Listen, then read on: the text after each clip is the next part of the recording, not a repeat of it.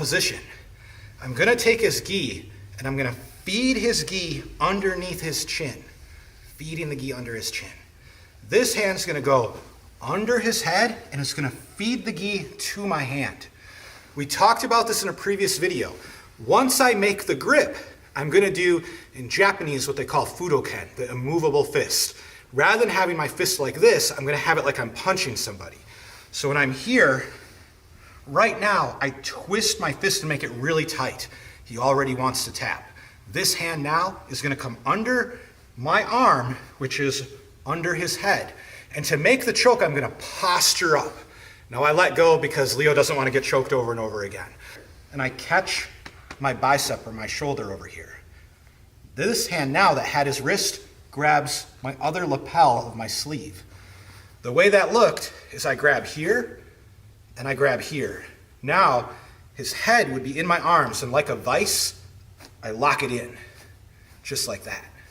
So when I'm here, this moves to here, this grabs here. Now, like a vice, I lock it in and make that choke. First of all, if I'm here like this and I'm starting to mess with his neck, he's thinking I'm choking him and he's not thinking of the arm bar. I can then lean my weight towards his hip here, like this, and by leaning my weight towards his hip, I can throw my leg over his head and I have base to come here for the arm bar. Now, in this situation, I'm not falling backwards. You don't always have to fall backwards for the arm bar. You can submit it right here.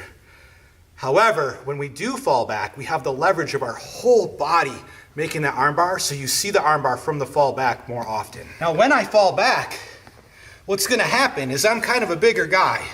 And so as I go to fall back, I'm gonna fall back really hard, and I risk hitting my head or just, losing my base. So what I'm gonna do is as I fall backwards, I'm gonna catch this arm, and that kind of puts the brakes on and kind of makes me fall back a lot slower.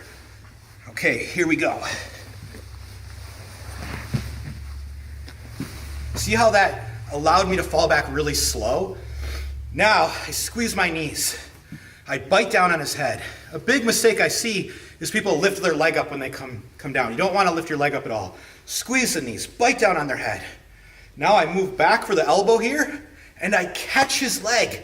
The reason I catch his leg is because his escape at a higher level in jiu-jitsu is to turn his thumb down and roll this way. We call that hitchhiker escape. Okay, go back. It's the most common escape for the armbar from the mount. So as I come here, I catch his leg. Then if he tries to roll out, he can't roll, he can't move.